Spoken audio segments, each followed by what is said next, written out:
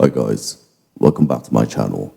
I hadn't been on YouTube for the last 2 weeks because I was quite busy with the final exams and needed to have enough time to think about the concept and the contents of my channel.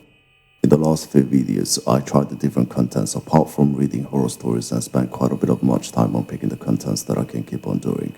Thank you for waiting and always much thanks for watching my videos.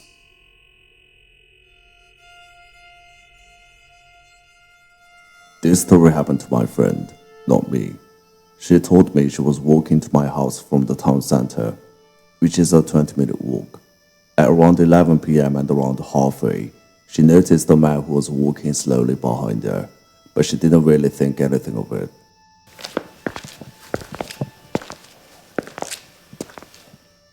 He then starts to speed up to the point where he's only around 2 meters away from her. She starts to panic and turns onto the street to try to take a shortcut to my house, hoping that she'd lose him. Then she decided to walk down an alleyway to see if she can lose him, but he's still following her, and is still pretty close to her. As she walked down the alley, her phone started to ring and she stopped to answer it. Then the man also stopped for a bit and walked past her down another part of the alley and turned to her and said, "Good night, darling," and walked away. She stays on the phone for a while, and they ended up walking past her one more time, but didn't do anything, just stared at her. But I tried to think what would have happened if she didn't get the phone call.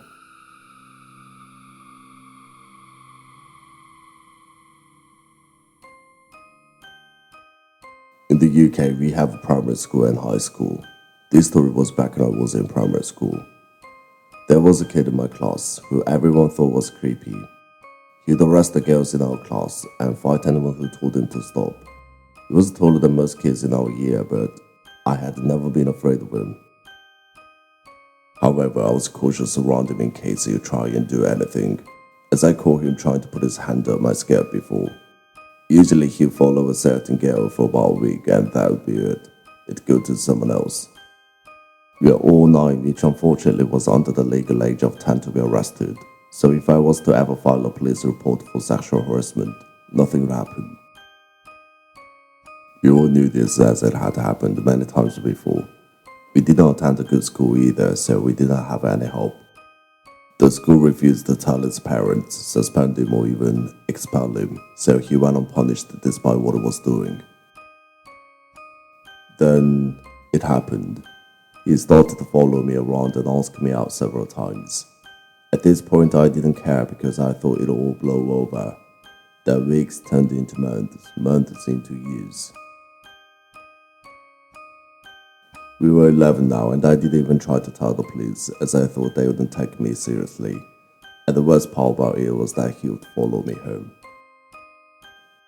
Sometimes I would look out of my bedroom window and see him by my front door trying frantically to open it.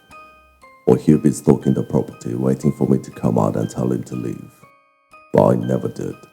I didn't want to see him outside of school and I'm glad I didn't because according to the boys in my class, he had done things like write my name all over his school books as if to create a sort of shrine. I'm in high school now and I just hope I never see him again.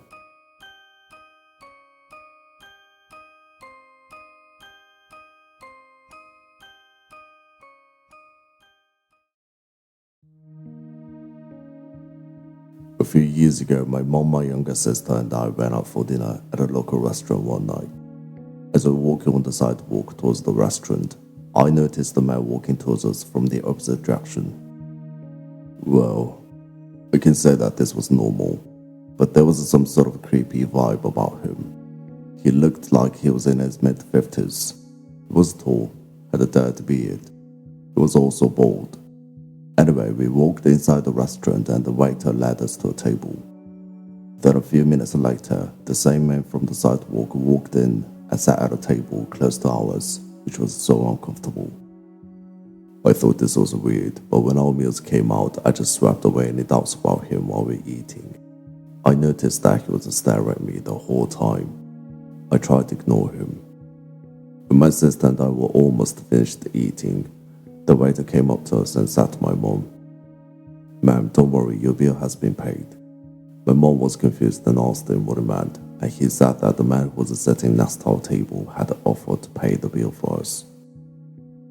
Although this was a cheap restaurant, my mom refused the offer and explained that she was creeped out by the man.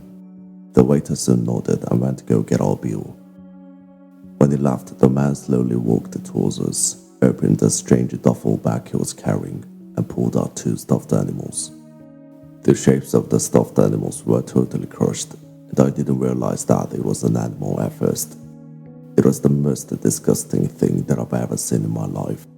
My heart started beating faster when he came over to our table and gave the stuffed animals to me and my sister, being a 5-year-old girl.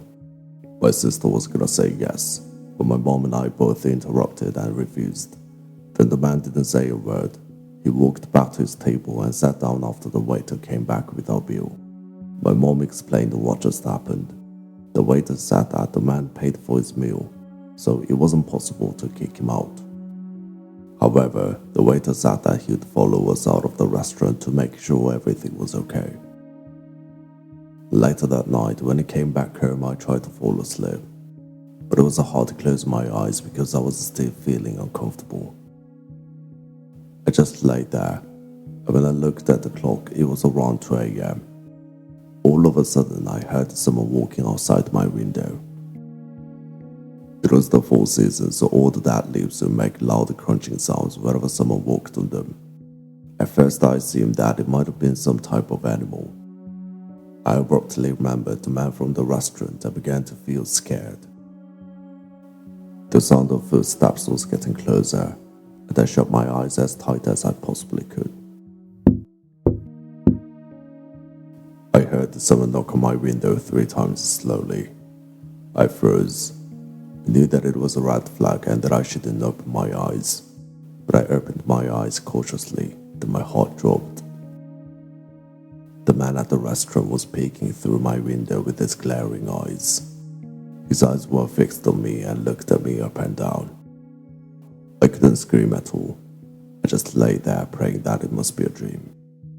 However, he didn't do any harm to me. He just stood there watching me and then walked away after a while. I didn't get any sleep for the rest of the night.